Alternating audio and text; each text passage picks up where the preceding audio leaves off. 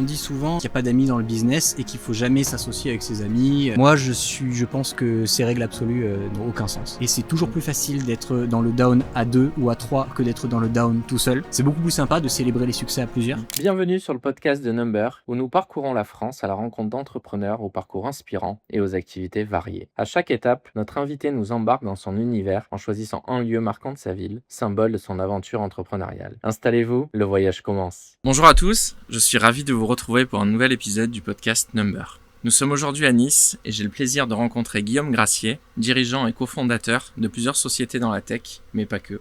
Bonjour Guillaume. Bonjour, ça va ? Très bien, ravi de t'accueillir. Merci. Guillaume nous expliquera durant ce podcast ce qui l'a poussé à entreprendre très jeune et nous parlera des différents défis qu'il relève au quotidien avec ses différentes sociétés. Est-ce que tu peux commencer par te présenter, s'il te plaît ? Bah ça marche. Du coup, moi c'est Guillaume. Je suis entrepreneur depuis que j'ai 21 ans. Et aujourd'hui, comme tu l'as dit, j'ai plusieurs activités dans le domaine de la tech. À l'origine, je suis du milieu purement IT. C'est-à-dire que j'ai une formation en ingénieur logiciel et gestion de projet IT, tout simplement. Et voilà, je sais pas sur quoi tu veux m'emmener, de quoi tu veux parler. Donc voilà. Quand tu dis je suis entrepreneur depuis que j'ai 23 ans, t'as toujours été entrepreneur en fait.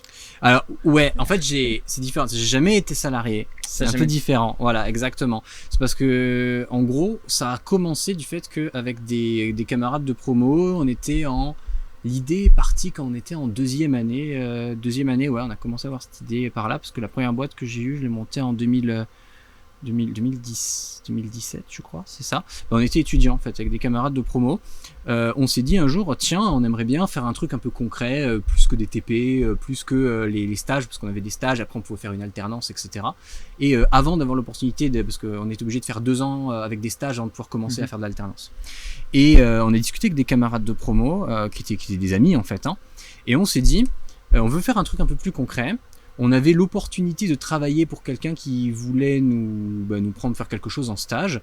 Et on s'est dit, si à la place, on faisait un truc complètement fou et on faisait une boîte à la place. L'objectif, c'était pas tant vraiment de gagner beaucoup d'argent, mais surtout de faire quelque chose d'un peu plus concret, d'un peu plus sérieux. Et je sais pas, l'entrepreneuriat, ça nous branchait alors qu'on ne poussait pas spécialement dedans. Et du coup, on a démarré. Et on a démarré en faisant ça. C'était tout simplement du petit développement de site web. On était étudiants, on n'avait pas encore des connaissances folles, mais on faisait un peu de site web, un petit peu d'application au web. Et voilà, ça a commencé comme ça, tout simplement. Donc pendant les études. Ouais, pendant et tu les disais études. pas du tout poussé par vos profs. Non, vraiment non, du tout. En fait, j'étais dans une école qui existe encore, mais qui a été rachetée depuis, etc. Qui poussait plutôt à une carrière corpo. C'est-à-dire, c'était, tu vas dans des grandes boîtes, dans des grandes ESN, dans des, chez des grandes boîtes style Amadeus, tu t'es vraiment poussé vers de la grande entreprise ou de la moyenne entreprise à minima. Et l'entrepreneuriat, c'était, il y avait 2 modules appelés entrepreneuriat qui étaient vachement redondants en 4e et 5e année. Donc, autrement dit, on n'était pas du tout dedans. Et ils nous poussaient pas trop à ça. Et nous, on est un peu allé à contre-courant et on s'est dit, on va se lancer là-dedans, quoi. Donc recherche de premiers clients. En fait, le premier, ça s'est trouvé un petit peu tout seul parce qu'on l'a lancé en même temps qu'on a eu cette opportunité, etc. Mais après, recherche de premiers clients, essayer de convaincre alors que t'es étudiant. Faut pas se cacher, quand t'es étudiant, ce qui attire, c'est pas ton background, c'est pas tes compétences au début parce que tu en as, mais on veut pas trop te croire, etc. C'est que c'est pas trop cher. C'est parce que ton TJM il est vachement bas, il est râlé pas crête, parce que tu cherches des premiers clients, nous on faisait surtout ça pour l'expérience, plus que pour l'argent en tant que tel, parce que on savait très bien que de toute façon on ferait pas des milliers des cents, quoi. C'était plus pour dire, on a un client, on va essayer de faire un truc, on va essayer de gagner de l'expérience et de gagner ce truc-là, quoi. Et vous étiez combien sur ce premier projet ? En fait, on était à l'origine, on était 4. De base, il y avait 2 autres personnes parce qu'on s'était rencontrés à un moment, parce qu'on aimait bien faire tout ce qui était des hackathons, les startup week-ends, des trucs comme ça. Et mais finalement, à s'être lancé dedans, on était 4. D'accord. On était 4 dans la même école, 4 tech, personne qui savait spécialement. Bon, j'avais un de mes associés qui avant a fait un truc un peu commercial, un peu marketing avant, mais vite fait. Et du coup, on était 4 tech à vouloir faire de l'entrepreneuriat. Donc il y a plein de choses qui allaient pas, mais c'est pas grave, on a essayé quand même. Et ça a duré tout le temps de vos études. Alors comment vous êtes organisé ? On s'est organisé comme on pouvait. C'est-à-dire, on s'est organisé déjà. Faut savoir que on s'est dit, on a négocié avec notre directrice de l'époque de l'école, le fait que au lieu d'avoir parce que à partir de la 3e année, t'es obligé d'avoir soit une alternance, soit d'avoir des stages temps partiel, stages temps complet. Voilà. Et du coup, on a négocié avec la directrice, chose qui se faisait très très peu, voire quasiment pas. On était même d'ailleurs les seuls du campus de Strasbourg à le faire, de pouvoir valider nos modules de stage et temps partiel, temps complet dans notre propre boîte. Donc déjà on s'organisait comme ça, ce qui fait qu'en 3e année, je crois qu'on avait 2 jours, c'était 3 jours de cours, 2 jours en entreprise. Bah du coup nous c'était 2 jours dans notre boîte. Après pendant les vacances, après normalement tous ceux qui étaient en alternance, ceux qui avaient des stages, bah, ils devaient bosser pendant les vacances et poser des jours de congé.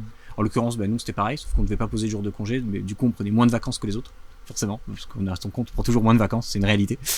Et voilà, on s'organisait comme ça, et le fait est qu'il y a d'autres choses qu'on n'avait pas anticipées, comme typiquement le fait que par exemple quand t'es en cours et que t'as un client qui te demande un truc, que c'était urgent et que machin, eh ben peut-être que tu vas un peu moins écouter en cours et tu vas avoir une fenêtre du TP ou du cours et une autre avec ton éditeur de code et tes mails de boulot et tu traites ça en parallèle quoi. Et ça c'est un truc qu'on n'avait pas du tout inspiré. Ça c'est courageux parce qu'en général les étudiants à la limite s'ils ont 2 fenêtres, c'est une fenêtre pour faire autre chose et la fenêtre de cours à côté. Bah, c'était un peu ça ouais. C'est-à-dire que sur nos rangées de cours, on peut avoir nos potes à côté, il y en avait un, il avait la fenêtre du cours en tout petit et la fenêtre de World of Warcraft en très gros, tu vois, grosso modo, c'était un peu ça. Et nous c'était pas forcément ça du coup. Donc c'est vrai qu'on avait ce côté, je dis pas qu'on faisait pas des conneries en tant qu'étudiant comme tout le monde quoi, mais on avait ce côté, cette espèce de double truc. Donc on avait des journées et des années qui étaient pour le coup beaucoup plus chargées. Moi ce que j'ai aimé beaucoup c'est qu'à la sortie, ça c'est vrai, c'était le côté positif, pour en parler de tous les côtés négatifs de faire ça, enfin négatifs de tout ce que ça implique, mais ce que j'ai beaucoup aimé c'était le côté expérience, c'est à dire je suis sorti d'études. Alors ouais, je faisais des semaines où j'avais mes 20 et quelques heures de cours par exemple par semaine, et derrière j'avais mes 2 jours de boulot, plus j'avais au moins 2 soirs, 2 ou 3 soirs, plus un jour dans le week-end qui était bouffé par le fait que j'avais la boîte à côté, que voilà, quand il y avait des deadlines, il y avait des deadlines. Mais d'un autre côté, je suis sorti d'études, j'avais plus d'expérience, j'avais de la vraie expérience pro que les autres avaient uniquement à travers les heures d'alternance ou les heures de voilà. Donc c'était un petit truc en plus que je trouvais vachement intéressant. Certainement que tu avais dû faire 2 à 3 fois le volume horaire qu'avaient pu faire un peu ça. Tes autres camarades quoi. Et puis ensuite tu as aussi appris dans la vie réelle, c'est-à-dire que c'était toi qui devais apprendre à facturer, à faire des devis, etc. Cette casquette de chef d'entreprise, vous n'avez pas été accompagné si je comprends bien. On n'a pas été vraiment accompagné. On a des fois été mal accompagné, je dirais même, okay. pour plein de raisons, pour en revenir dessus. Autant on a fait, en fait, c'est pas compliqué. Moi, ce que j'ai trouvé super dans cette expérience, mais qui était dur à vivre sur le moment, mais avec le recul, maintenant que je suis vieux et que je juge mon moi du passé, je peux me dire que j'ai fait toutes les conneries. Et c'est vrai, en fait, c'est la boîte quand t'es étudiant, c'est la boîte où tu fais tous les trucs qu'il faut pas faire. C'est-à-dire, tu choisis un comptable parce que il a pignon sur rue et parce que c'est un grand nom de comptable, alors qu'il va coûter super cher et qu'il est pas du tout fait et il est pas du tout adapté. Il a aucun intérêt à accompagner des petites structures d'étudiants comme nous. Je précise, c'était pas Number à l'époque. Je précise, c'était pas Number. On parle d'un cabinet, donc voilà, je vais pas donner de nom, mais du coup, on avait un rendez-vous une fois l'an pour le bilan. On a envoyé nos trucs de facture comme ça et voilà, et c'est tout. On a essayé à un moment d'être accompagné, on était allé voir la CCI, mais pareil, ils nous avaient pas trop pris au sérieux et on voulait, nous ce qu'on voulait c'est simplement faire un peu de presta au début. Voilà, c'était un truc temps partiel, presta étudiant. Ils nous avaient demandé un business, ils nous avaient dit commencez, nous avaient envoyé une tonne de trucs, commencer à remplir un business plan avec un prévisionnel sur 5 ans et sur 8 ans pour vérifier si machin était là. Nous on veut juste créer une boîte pour facturer des sites en parallèle de nos études, c'est pas voilà. Non mais on a fait plein de petites bêtises dont on pourra en parler, de trucs qu'on a payé cash, des impayés, on signe pas de devis et on livre le truc et on n'est jamais payé par exemple, voilà, on a fait plein de choses. Mais ouais, effectivement, par contre, il y a ce côté expérience qui était vachement expérience réelle. On a tout appris sur le tas. Apprendre à facturer, apprendre la relation commerciale, apprendre à tenir des délais. Et même techniquement, on n'avait pas de maître de stage au-dessus, j'avais pas de responsable de stage. Moi, on était chacun, on s'entraidait entre nous, on devait faire des recherches et on devait l'assumer. C'est-à-dire que si on avait fait une boulette, qu'on avait mis une boulette en production chez le client, on pouvait pas appeler le maître de stage. Chef, excusez-moi, j'ai fait une connerie, il nous engueulait, il rattrapait la connerie. C'était à nous de la rattraper, et s'il y avait personne pour rattraper, c'était notre responsabilité, notre RC Pro, on a appris qu'on devait en avoir une, par exemple, chose qu'on ne savait pas au début. Et voilà. Donc ouais, effectivement, il y a ce côté expérience à la dure, et ça oblige à avoir une espèce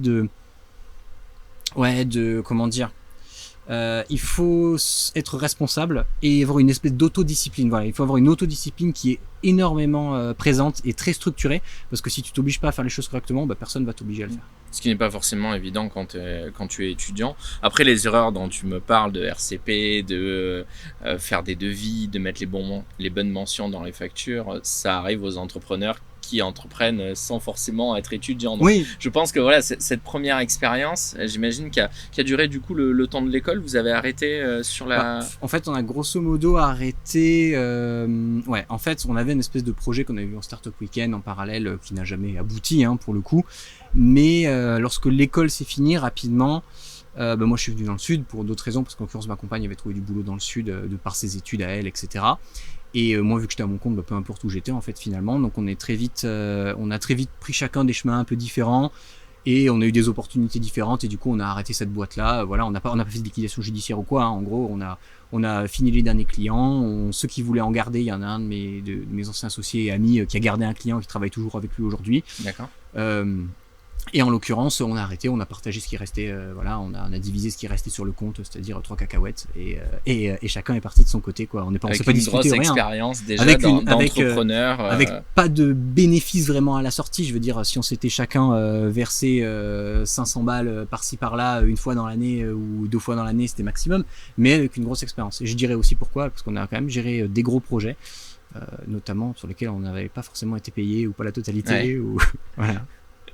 Et après, du coup, toi, tu disais, j'ai suivi ma copine dans le sud. À ce moment-là, se poser la question de qu'est-ce que tu fais ? Est-ce que c'est logique dans ta tête que tu vas continuer en tant qu'entrepreneur ? Ou est-ce que tu regardes quand même le marché sur un poste en CDI ? En fait, j'ai eu une phase d'espèce de questionnement, mais en même temps, ça s'est fait relativement naturellement. Voilà, ça s'est fait... Je suis assez du genre à suivre les opportunités qui se présentent. C'est-à-dire, je vais pas forcément me dire... alors, c'est un défaut. C'est-à-dire que à cette époque-là, surtout, j'ai pas forcément en train de me dire, je me projetais pas 2 ans, 3 ans plus tard. Voilà. Mais au moment où j'ai terminé mes études, j'avais mon mémoire de master en fait à faire, et je le faisais sur des clients que j'avais de ma boîte, machin, avec laquelle j'ai pas forcément de revenus suffisamment pour en vivre, du moins. Et une fois que ça s'est terminé, en fait, en parallèle, quand je suis venu dans le sud, je me suis dit, je vais avoir une petite activité en plus. Quand j'étais étudiant, dans les dernières années, j'avais la possibilité dans mon école de donner des cours aux premières et deuxième années. Voilà. Et je me suis dit, en venant, j'avais un peu de temps, etc. Je me suis dit, tiens, en freelance, quoi, je vais voir si je peux continuer à faire ce que je fais. Je donnais des cours de Node.js principalement pour les deuxième années, et des cours de développement web basique, introduction au développement web, première année. Voilà, je me suis dit, je vais pouvoir voir si je peux pas enseigner un peu à des débutants des premières années, je sais pas, d'école, des machins, pourquoi pas en plus. Et en fait, en postulant, mais en tant que free, en contactant des écoles, ça, je suis tombé sur mes futurs associés de l'aventure Bocal Academy, qui a celle qui a succédé à HGO, donc la boîte qu'on avait quand j'étais étudiant, juste après. Donc c'est passé d'un pied sur l'autre tellement rapidement que j'ai pas vraiment eu le moment de me dire, bon, mes études sont finies, la boîte d'étudiants c'est marrant 5 minutes, maintenant en gros il me faut un revenu fixe et il faut quelque chose de, voilà. Et là il faut, voilà, et ça s'est fait assez naturellement finalement. Donc le Bocal Academy, école de formation au dev. Ouais, tout à fait. Du coup, Bocal Academy, ça s'est un peu chevauché. J'ai eu une période où j'avais les 2 boîtes. Pour le coup. Où je faisais de la presta et je commençais Bocal Academy en même temps, où j'ai rencontré Arthur et Mickaël. Et très vite, en fait, il y en a une qui a fermé parce que chacun est parti. Et donc Bocal Academy, oui, école qui a commencé. On avait eu juste une salle de formation qu'on louait à Sofia dans un espace coworking où on faisait une petite formation d'introduction au web, on appelait les bootcamps de 10 semaines, etc.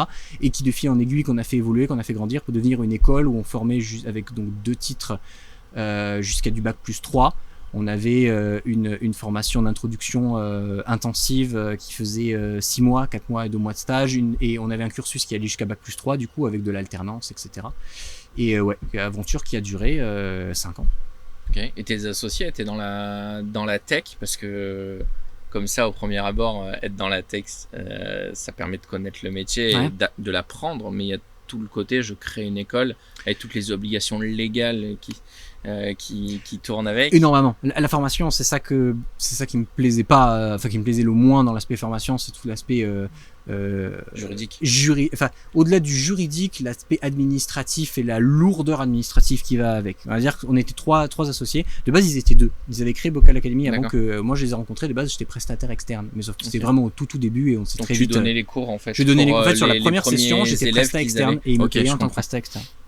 Exactement, ouais. Je donnais les cours. Et on s'est très vite vachement rapprochés, et en fait c'est un petit peu ce côté-là qui leur manquait aussi, c'est-à-dire que Mickaël et Arthur, ils étaient tous les deux. Alors Arthur, qui est encore mon associé aujourd'hui, pour le coup, il a un background assez polyvalent, tech en général, il fait il fait du dev évidemment, mais il a aussi un background stratégie digitale, marketing, un peu touche à tout. Et Mickaël, il est issu du domaine de la formation à 100%, il a été directeur d'école, avant il était directeur Digital Campus. C'est là qu'il a rencontré Arthur, parce qu'Arthur travaillait aussi en responsable pédagogique chez Digital Campus, donc c'était vraiment issu du domaine de la formation. Donc là, pour le coup, des associés avec des casquettes différentes et complémentaires par rapport à ta première expérience où vous aviez tous le même profil. Ah oui, bah c'est ça. J'imagine plus facile pour créer la boîte et la développer. Bah c'est plus facile, mais surtout c'est qu'ils avaient aussi ils avaient chacun dans leur spécialité ce qu'il fallait pour cette activité spécifiquement. C'est vrai que pour une activité tech, d'y avoir que des techs, il fallait bien que quelqu'un s'intéresse à la gestion. En l'occurrence, sur nous 4 de mes 3 anciens associés, il y avait moi et mon associé Alex. On s'occupait principalement de la partie gestion, c'est nous qui l'avions un peu pris en main parce que d'autres ça les intéressait pas trop, il fallait que quelqu'un s'y colle.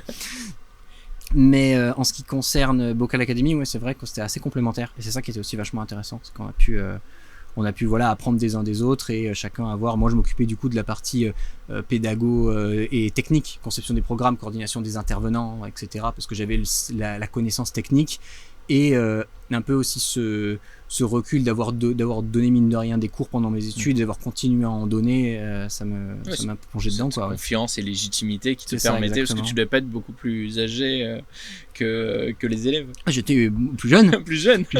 J'ai donné des cours à des gens qui avaient 15 ans de plus que moi. Donc en reconversion.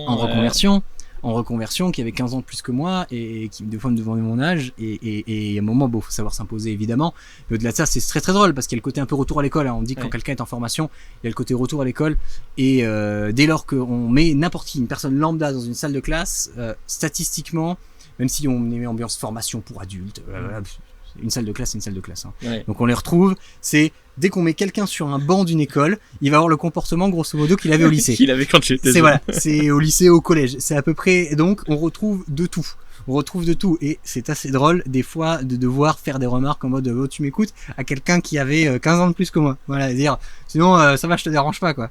C'est non, mais au-delà de ça, oui, effectivement, tout à fait, c'était vachement formateur parce que le fait d'enseigner, c'est quelque chose qui t'oblige à savoir de quoi tu parles et toujours 3-4 crans au-dessus de ce que t'enseignes. En tout cas, c'est comme ça que je le prenais. On parlait de l'autodiscipline tout à l'heure, donc je me forçais à lire de la documentation, des bouquins, des machins, pour toujours être beaucoup plus en amont de ce que j'enseignais. Donc au plus on faisait progresser nos programmes, au plus c'est obligé au plus de revoir ce que j'avais vu pendant mes études, mais aller beaucoup plus loin, quoi. Ouais, le but d'être brillant dans le domaine que tu maîtrises et ensuite de connaître la gestion d'une entreprise pour au final bien arriver à la développer, avoir des clients, se faire payer et construire au fur et à mesure de plus en plus de classes. Donc tu disais ça a duré 5 ans, vous êtes monté à pas mal d'élèves et alors après... ouais, pour le coup ça a duré, alors ça a commencé en 2019 jusqu'en 2024, oui, jusqu'en 2024. Et oui, au plus haut, on avait du coup le parcours Bac plus 2, le Bac plus 2, le Bac plus 3. On n'est jamais allé jusqu'au Bac plus 5. Bac plus 2, Bac plus 3, plus une formation en ligne, donc qui était un Bac plus 2 aussi, mais qui était une version en ligne. À un moment, on avait testé Commodal, donc c'est-à-dire en ligne, en présentiel, en parallèle.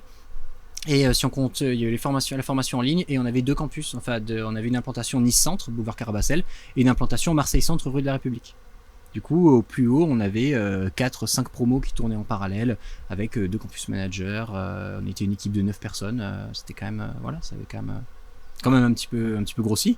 Ouais, pour le coup, par rapport à nous 3 au début, dans un bureau à Sofia, dans un cowork, ça avait pris une certaine dimension. Ça veut dire aussi beaucoup plus de choses, beaucoup plus de lourdeur administrative, beaucoup plus d'impact, beaucoup plus d'inertie aussi. Je veux dire, d'un point de vue purement trésorerie, faut se dire que à partir du moment où on a 2 campus avec 5 promos, avec une vingtaine d'intervenants qui interviennent au fil de différentes formations à différents endroits, C'est sûr, ça génère beaucoup plus de chiffre d'affaires, mais ça génère aussi beaucoup plus de coûts. On parlait, le Blue Bocal Academy, je sais que c'était des dizaines de milliers d'euros par mois de besoins en fonds de roulement. Voilà, on avait un BFR qui était à plus de au plus haut, on avait un BFR qui était à plus de 50 000 euros. C'était costaud, quoi. Ok, et qu'est-ce qui a fait que ça s'est arrêté? C'est toi qui a décidé d'arrêter? Alors c'est moi, pas moi, dire physiquement moi, c'est nous de manière générale. On a pris la décision. En fait, ce qui s'est passé, c'est que la formation c'est devenu un peu plus compliqué. C'est devenu déjà très très normé. Bon, tout ce qui était Calliope, etc. Je sais pas si tu en as entendu parler. Oui, tout à fait. Ça on l'a eu, pas de problème. On a suivi en fait au fur et à mesure que les choses se complexifiaient, on les a suivis. On a fait, voilà, on a chaque nouvelle norme, chaque nouvelle obligation, chaque nouvelle chose, on le suivait, on faisait vraiment les choses très très carrées. D'ailleurs, ce qu'on disait dans les audits, que ils avaient vu des structures beaucoup plus grosses que nous, qui étaient beaucoup moins carrées. Mais en fait, on passait, déjà le premier truc que j'aimais de moins en moins, c'était que pour 1 heure que je passais à faire ce que j'aime, c'est-à-dire concevoir des programmes, coordonner des intervenants, bref, travailler pour proposer une meilleure formation, plus à jour et changer la vie finalement de nos étudiants, quoi, de nos apprenants, comme on dit, parce que c'est pas des étudiants, parce que c'est pas en formation initiale. On passait, pour 1 heure que je passais à faire ça, je passais 2 heures à remplir de la paperasse, voilà, donc il y a déjà cette lourdeur. Le marché devenait relativement compliqué, et en parallèle, on a fait une espèce de crise de croissance où on était devenu trop gros pour être aussi agile et aussi réactif. On avait développé une inertie qu'on n'avait pas au début, mais trop petit pour marcher vraiment sur les plates-bandes des gros acteurs. Voilà.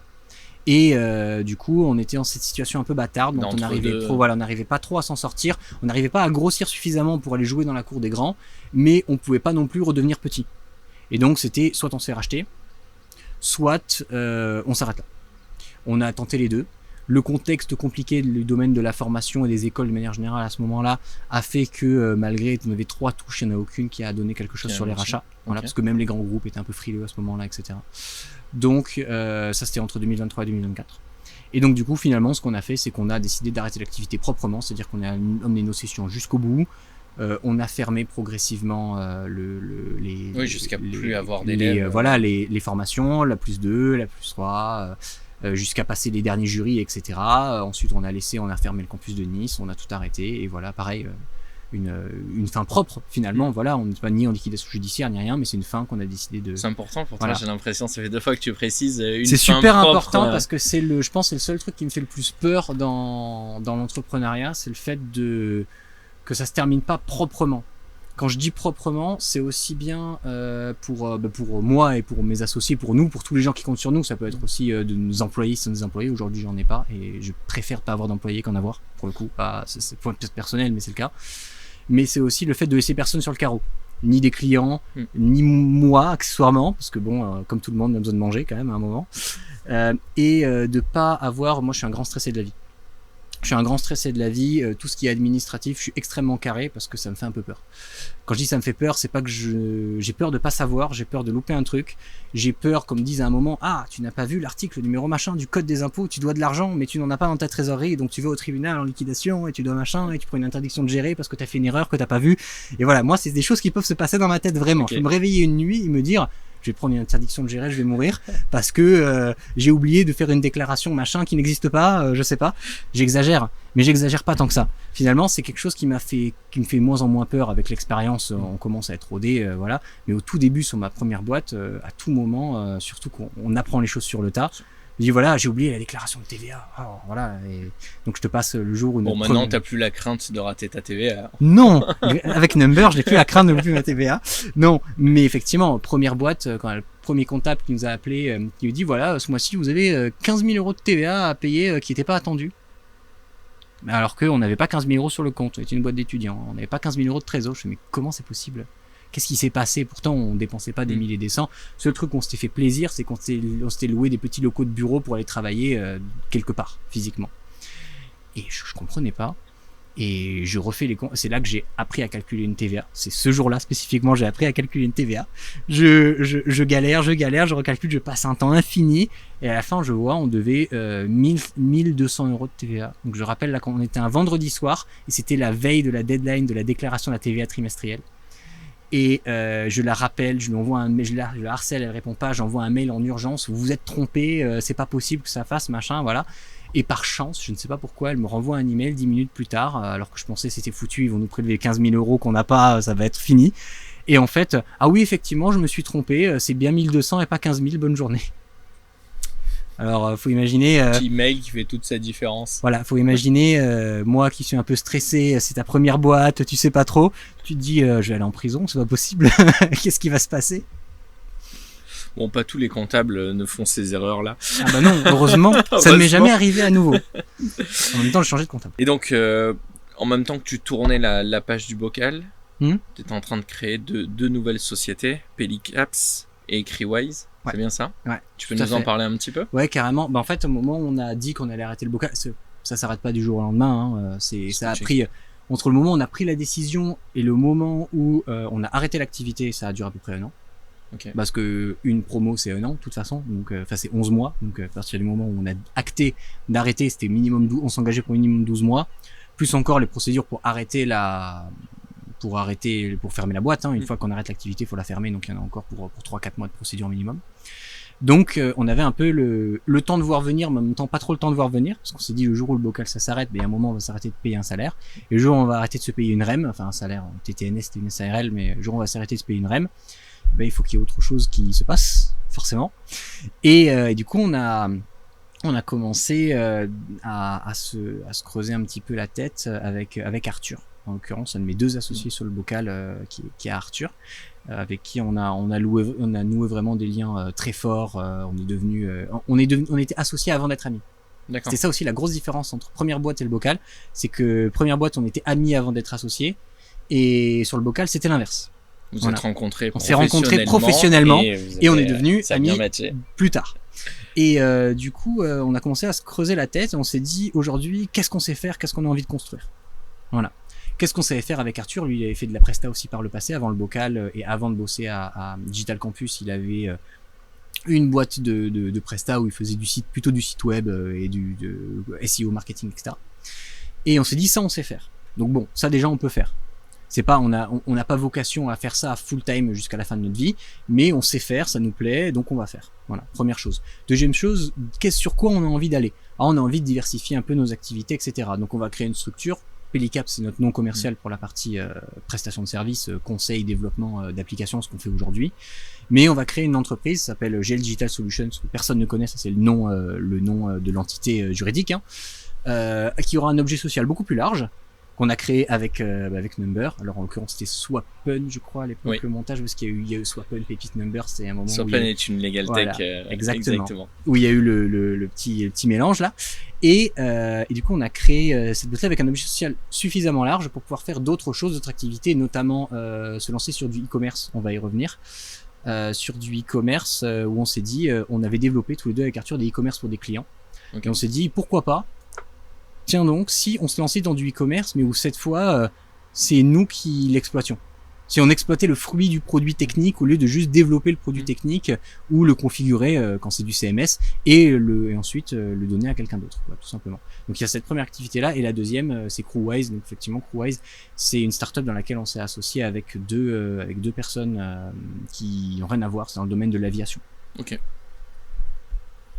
Et quand tu dis diversifier l'activité, c'est dans quelle est l'idée derrière? C'est pour diversifier le risque? C'est pour maximiser les revenus?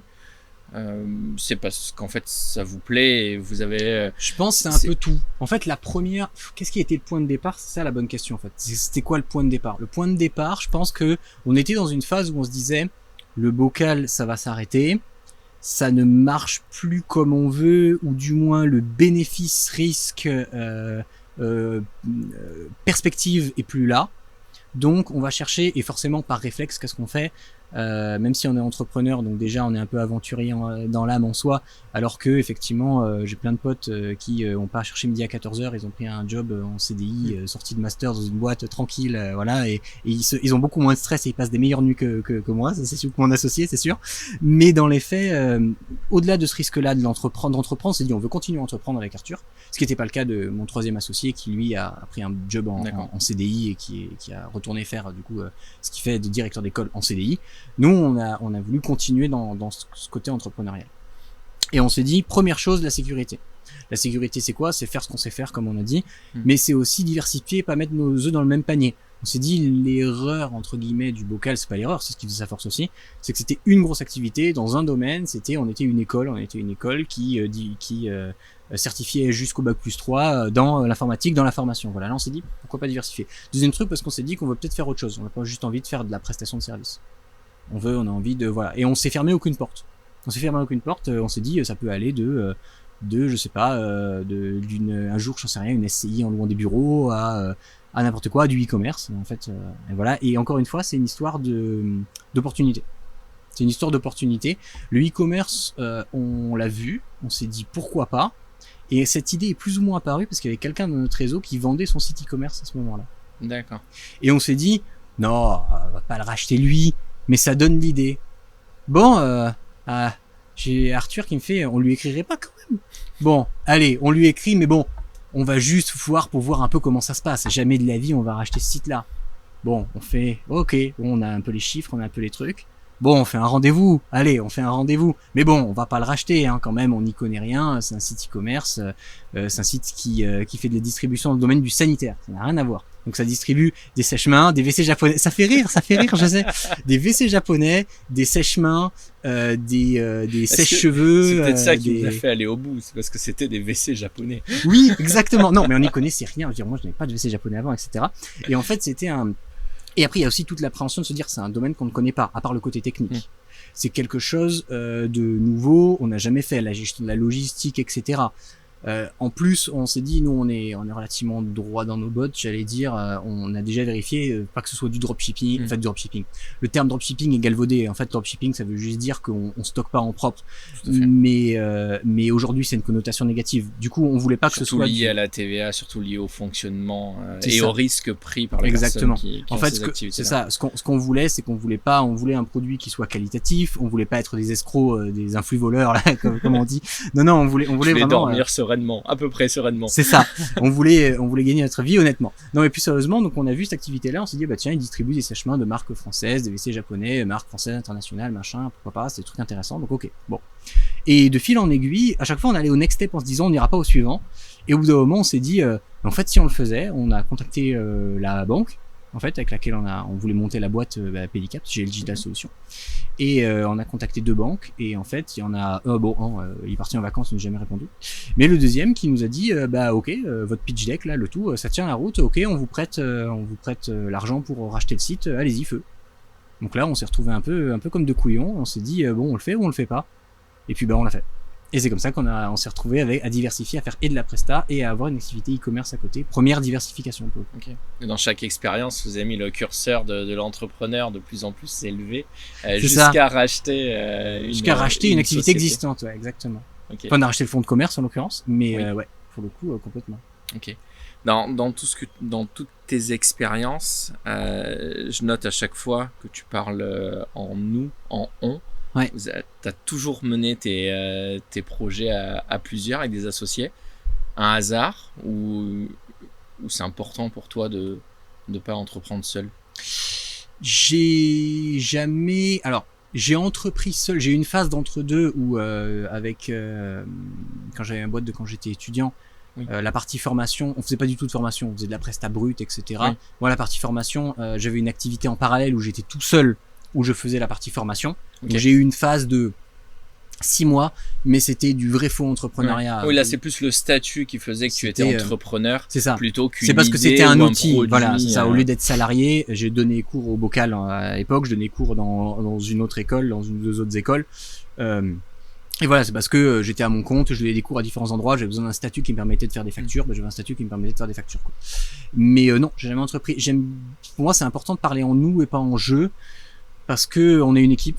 Enfin, moi, j'ai toujours entrepris en équipe, et j'ai horreur ça paraît bête, mais j'ai horreur de m'attribuer le mérite de quelque chose, alors qu'on fait les choses ensemble. On réussit ensemble, mais on échoue ensemble aussi. Bien sûr. Donc voilà, je dirais quoi qu'il arrive. Oui, mais ce côté ensemble, justement, c'est lourd d'entreprendre à deux. Alors quand je dis c'est lourd, c'est dans le choix de j'entreprends seul, ok, j'ai mes risques, etc. Ouais. Quand on entreprend à plusieurs, et notamment tu m'as dit au début, je le connaissais pas, c'est d'abord une rencontre professionnelle avant qu'il soit devenu un ami. Il y a aussi cette gestion entre guillemets du risque de l'associé. Comment vous avez appréhendé tout ça, que ce soit dans les statuts, dans votre organisation? Bah, déjà, c'est vrai qu'il y a souvent, on dit souvent qu'il n'y a pas d'amis dans le business et qu'il faut jamais s'associer avec ses amis. Voilà tous les slogans pour autocollants de pare-choc là. Moi, je pense que ces règles absolues n'ont aucun sens. C'est pas vrai parce que je connais des gens qui sont associés et qui sont amis, ça marche très bien. Je connais des gens qui sont associés et qui n'étaient pas amis et ça a foiré. Et l'inverse dans les deux cas. Je pense qu'il y a des exemples et des contre-exemples dans tous les sens. Donc c'est pas vrai. Je pense qu'effectivement, par contre, il y a des choses à tenir compte, c'est que s'associer avec quelqu'un, c'est une force. Parce que on a toujours quelqu'un sur qui se reposer, parce que comme dans l'entrepreneuriat, je pense que tous les entrepreneurs qui nous écoutent ou futurs entrepreneurs, s'ils vont le vivre un jour, c'est des hauts et des bas, et c'est toujours plus facile d'être dans le down à 2 ou à 3 que d'être dans le down tout seul. C'est plus de responsabilité parce qu'on se sent quelque part aussi responsable de l'autre ou des autres, mais c'est beaucoup moins dur. C'est beaucoup plus sympa de célébrer les succès à plusieurs. Voilà. Par contre, effectivement, il y a un risque.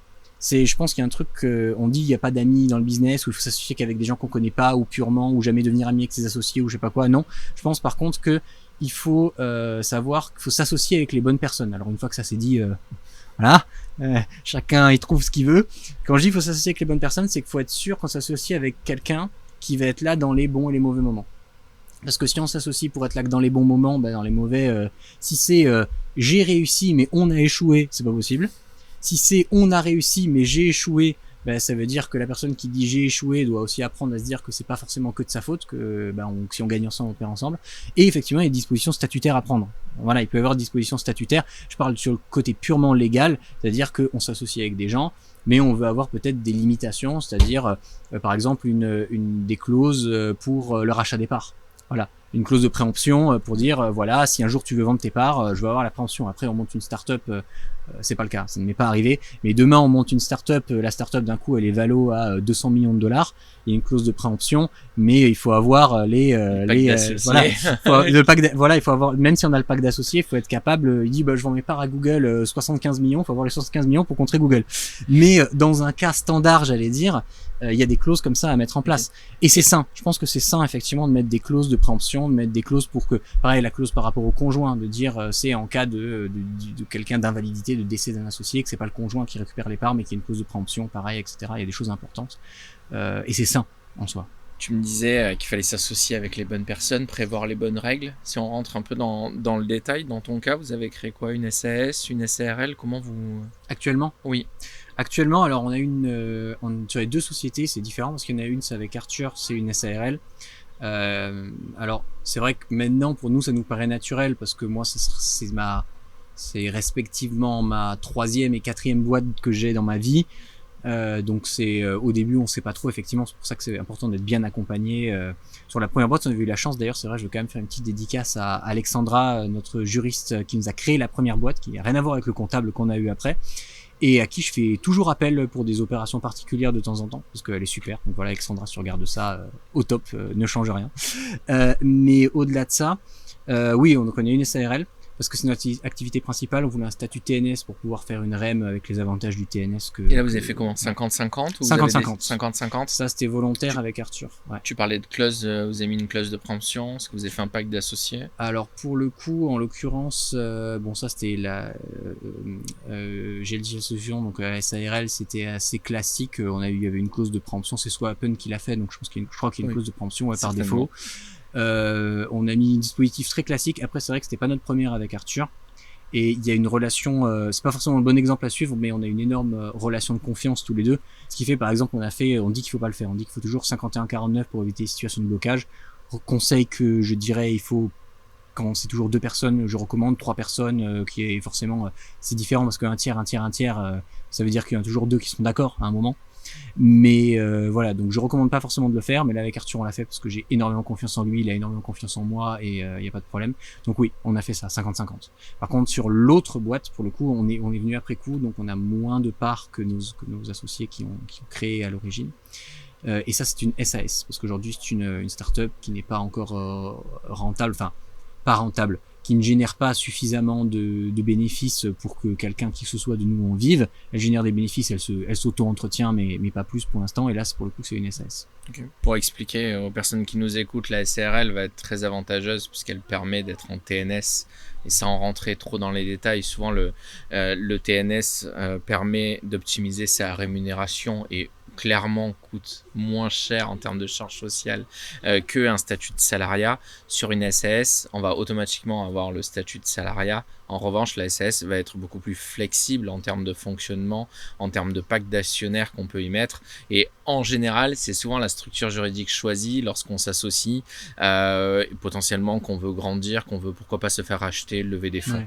Donc voilà, c'est deux modèles différents. Après, moi, ce que je retiens dans ce que tu dis et qui est très juste, c'est en dehors des règles de 50-50, des clauses, etc. Ce qu'il faut, c'est quand on décide de s'associer, en avoir discuté et être à l'aise avec le fonctionnement qu'on va avoir. Par exemple, en termes de rémunération, ça c'est quelque chose qui parle aux personnes qui nous écoutent. Est-ce que vous fixez des règles de je prends tant par mois en fonction de ce que l'on génère? Comment vous faites? Alors aujourd'hui, c'est vrai qu'on faisait relativement à l'époque du Bocal Academy aussi, pour le coup, mais aujourd'hui, très clairement, on a une gestion, encore une fois, Arthur, on est tous les deux pareils là-dessus, on est très carré. C'est-à-dire qu'on a par exemple, on a un grand fichier Excel pour piloter la trésorerie et on sait globalement au centime près ce qui rentre, ce qui sort et on anticipe en fonction des contrats en cours, des choses comme ça, ce qui va se passer dans 2, 3, on a une anticipation de trésorerie sur les 6 prochains mois et donc on est capable de se fixer le truc et de se dire voilà, on va se fixer une REM pour l'année par rapport au rythme qu'on a, régulière, tous les mois, comme un salaire qu'on se verse, on se verse une REM tous les 26 du mois et tous les 20 du mois, c'est à peu près ça, j'ai une bêtise, mais à peu près ça. Tous les 20 du mois, on met de côté sur un compte secondaire ce qu'il faut pour l'URSSAF. Très bon réflexe. Voilà, et donc on a un compte URSSAF où il n'y a que l'URSSAF qui a le droit de prélever, qui a le mandat CEPA dessus et qui ne sert à rien d'autre. Donc voilà, ça c'est un truc qu'on fait par exemple, sachant qu'on arrondit toujours au supérieur. C'est-à-dire que les charges, ça fait à peu près 40-45%. Ouais, 0,45. Voilà, souvent nous, on dit 50% en tant qu'expert comptable, on dit toujours 50%. Comme ça, on a toujours un peu de marge au cas où et ça fait une petite réserve sur le compte en plus qui est surprise. Voilà, on va dire c'est surprise, bonne surprise, on va dire. Et du coup, voilà, on fait comme ça. Par contre, effectivement, donc c'est un truc simple, c'est que on se paye tous les deux la même chose. Même si, selon les périodes, il y en a un qui va peut-être plus travailler sur des projets qui en clientèle qui du coup vont faire du cash flow immédiat et il y en a un qui va travailler plus sur peut-être sur le e-commerce ou potentiellement bientôt les e-commerce ou sur un projet qui va prendre un peu plus sur la durée, qui fait pas faire de fonds immédiats. On va pas dire ah bah tiens toi ça fait plus que ça, moins ça, donc moi je vais me payer plus que toi, pas du tout. On se paye la même chose tous les mois, chacun. S'il y a une augmentation, on augmente ensemble. S'il y a une diminution, on le souhaite pas, mais si ça doit arriver, s'il devait y avoir une diminution, on diminue ensemble.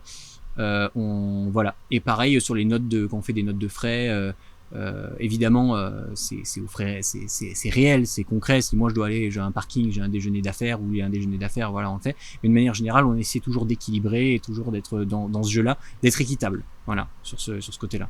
Sur la justement que cette association ne devienne pas une source de tension. C'est ça. C'est aussi dans le temps, là tu le dis, on peut avoir des moments où un associé, de par son activité, va rapporter un peu plus. Tu parlais de cash flow immédiat. Lorsque tu es en mission, on peut aussi avoir des cas où des associés ne sont pas forcément au même niveau de leur vie et ont donc besoin d'une rémunération plus ou moins importante. Ça, c'est des cas qu'on a souvent de personnes qui s'associent, quelqu'un qui a je pars du postulat où la boîte peut permettre de rémunérer ça, mais imaginons tu as un package de 10 000 à donner pour l'ensemble pour les deux associés. Si l'un a besoin de 5 000 et que l'autre n'a besoin que de 3 000 et qui veut laisser pour développer la boîte, voilà, ça peut être des sources de tension. C'est là où vous l'avez pas fait et c'est très compréhensible par rapport à ce que tu dis, mais c'est là où des packs d'associés et fonctionnement peut aider dans ce cas à gérer en fait les règles pour que tout continue à bien se passer. On nous l'avait conseillé, en fait. On en avait parlé effectivement de ce cas, on n'a pas souhaité le faire et puis c'est vrai que ces règles, mais bon après on travaille en bonne intelligence, c'est-à-dire que si à un moment il y en a l'un de nous qui dit ah je suis un peu short parce que j'ai besoin d'un truc ou là j'ai un gros truc, j'en sais rien, est-ce que je peux prendre un peu plus de REM ou est-ce que là j'ai un peu de compte courant d'associé, je vais le sortir de la trésor, est-ce que t'es ok avec ça? On va juste envoyer un message en mode t'es ok. Évidemment c'est par principe et ça s'arrête là, et c'est très bien. On n'est pas strict en mode, ben non, moi j'ai eu un centime de plus, donc t'as un centime, on va pas être comme ça.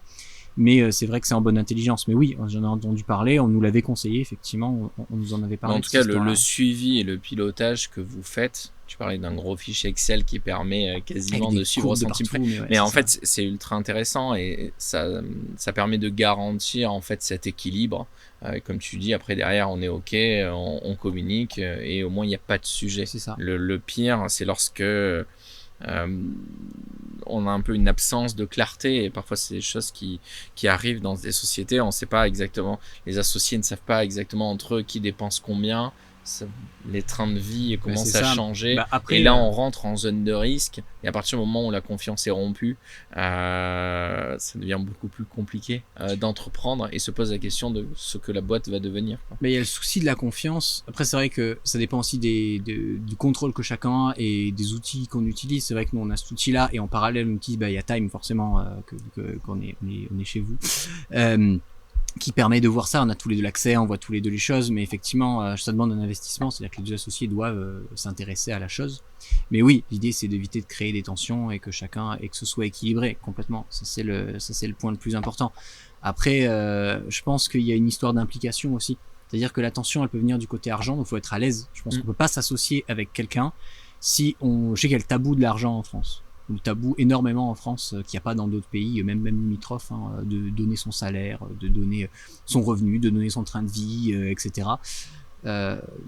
Mais avec son associé, ça doit pas avoir lieu. C'est-à-dire que si demain tu dis, je sais pas, je vais changer de voiture, ou demain je sais pas, j'ai besoin d'argent parce que là c'est un peu la dèche, ma voiture est cassée, les meubles de ma cuisine sont décrochés, il y a la paroi que je dois faire réparer et je sais pas, et j'ai mon fils qui veut une console de jeu, j'en sais rien, je dis n'importe quoi, j'ai pas d'enfant, voilà, et dans les bons ou les mauvais moments, il faut être capable d'en parler avec ses associés, je pense. Il faut pas avoir le tabou de l'argent, ça c'est, je pense, un énorme danger. Et le deuxième danger, c'est l'implication dans l'entreprise, clairement. Ouais.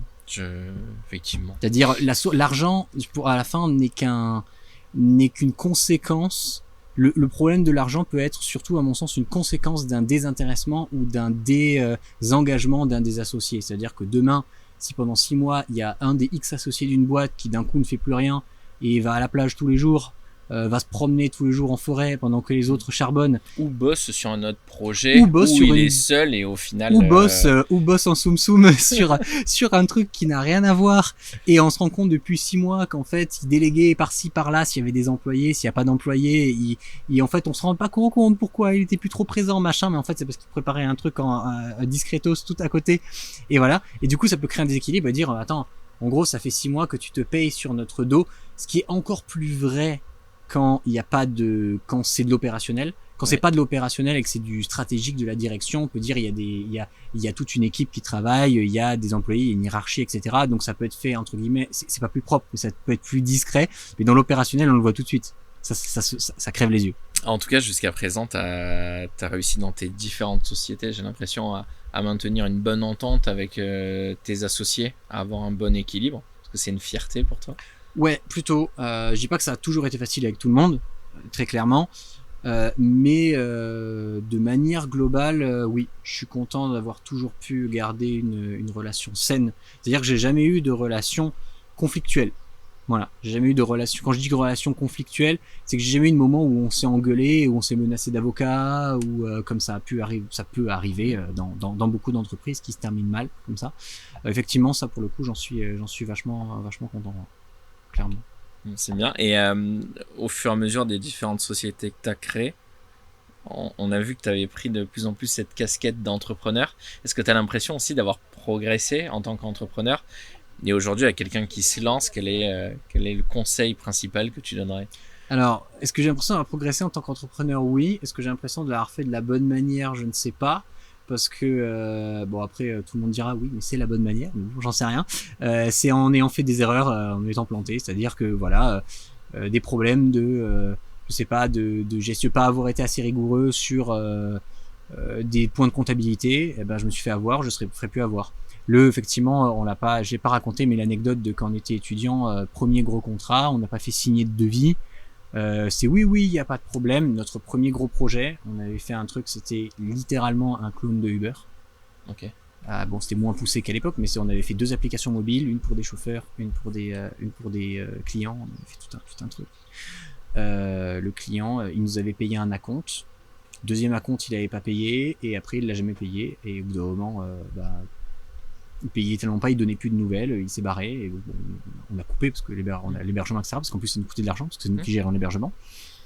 Et voilà, et donc depuis je sais que s'il y a un gros projet ou il y a un gros quelque chose ou que c'est un nouveau client ou faut faire signer un devis, faire signer un contrat, il faut voilà, ce genre de choses. Donc oui, je pense que j'ai appris énormément et je continue d'apprendre parce que je continue de faire des boulettes de temps en temps et tant mieux, je pense que c'est comme ça qu'on progresse. Je pense que je ne connais pas un entrepreneur qui n'a pas fait de boulettes et qui n'a pas appris grâce à ces boulettes. Après effectivement, maintenant, je pense qu'avec l'expérience que tu as pu acquérir sur tes différentes boîtes, certaines erreurs, tu les referais pas certainement.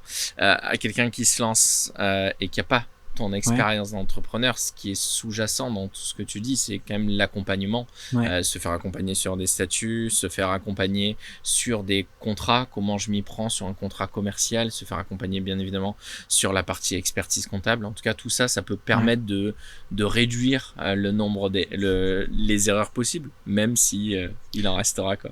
Il y a clairement l'accompagnement, comme tu dis, tout ce que je vais classer dans administratif, légal, juridique, purement parce on pourrait dire à l'accompagnement comptable parce qu'il y a les obligations comptables, mais il y a aussi l'accompagnement à la gestion, parce que on peut faire ces formalités comptables et avoir, à mon sens, très très bien, et avoir une gestion catastrophique à côté, parce qu'on n'anticipe pas son besoin en fonds de roulement, parce que on se rend pas compte qu'on a une saisonnalité dans son activité, parce que raison X ou Y.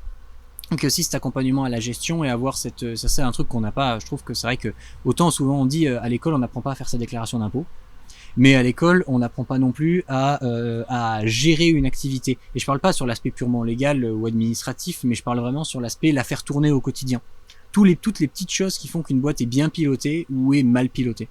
Et donc ça, je pense que c'est important de se faire accompagner. Alors ça peut être évidemment par un expert comptable, ça peut être par toute la partie purement administrative, et un bon comptable aidera aussi sur la gestion, ça c'est évident, mais aussi avoir un réseau, avoir des gens avec qui échanger pour pouvoir parler de ses réussites, parler de ses galères et dire tiens, cette galère j'ai eu la même et moi je m'en suis sorti comme ça, toi tu organises comme ça, moi je m'organise comme ça, je connais tel outil, je connais telle manière de faire. Et je pense que ça c'est, ne le faites pas, même si on est seul à entreprendre, il faut pas entreprendre seul, il faut essayer de se rapprocher de gens qui ont d'un réseau qui a les mêmes envies, les mêmes valeurs, les mêmes approches et qui veut échanger pour le coup, ou des approches différentes, parce qu'on apprend aussi de la différence, c'est vachement important. Mais voilà, en tout cas échanger, pas rester seul dans son coin en se disant c'est ma boîte, c'est mon problème, si j'échoue j'en parle à personne, comme ça au moins personne me verra et personne me jugera, parce que de toute façon, faut être clair, de toute façon on va être jugé quoi qu'il arrive, donc autant faire les choses à fond. Merci beaucoup Guillaume, je vois l'heure tourner et je pense que on est sur la fin du podcast. En tout cas là, ce que tu viens de dire, c'est une parfaite chute sur quels conseils on peut donner à l'entrepreneur qui se lance, et effectivement on peut se lancer en association comme tu as fait toi, et tu nous l'as parfaitement expliqué pourquoi et comment tu l'avais fait. Beaucoup de personnes se lancent seules, mais en fait quand tu te lances seul, tu peux ne pas être seul. Et c'est ultra important ce que tu viens de dire, d'aller dans des réseaux d'entrepreneurs, de se faire accompagner avant le lancement, pendant le lancement, en tout cas avoir à qui parler et pas uniquement sa femme et son mari à la maison, de son ça aventure. Gonfle, j'annonce au bout d'un moment, même si on est soutenu, moi ma copine elle me soutient à 200%, ça fait 11 ans qu'on est ensemble, on était ensemble même avant que je sois entrepreneur, elle me soutient à fond, mais des fois elle veut qu'on parle d'autre chose que mes histoires de gestion d'entreprise, ça la gonfle. Donc oui, il faut avoir des gens avec qui il y a ça en commun aussi. Exactement, tu nous diras si tu lui parleras ce soir du podcast en rentrant. En tout cas, merci beaucoup. Merci à toi, merci à vous. Pour le temps passé avec nous et tous les bons conseils issus de ton expérience. Je pense que ça va pouvoir aider énormément d'entrepreneurs. J'espère, et voilà, pas avoir peur de faire des erreurs. C'est vachement important. Merci à toi, merci pour l'invitation.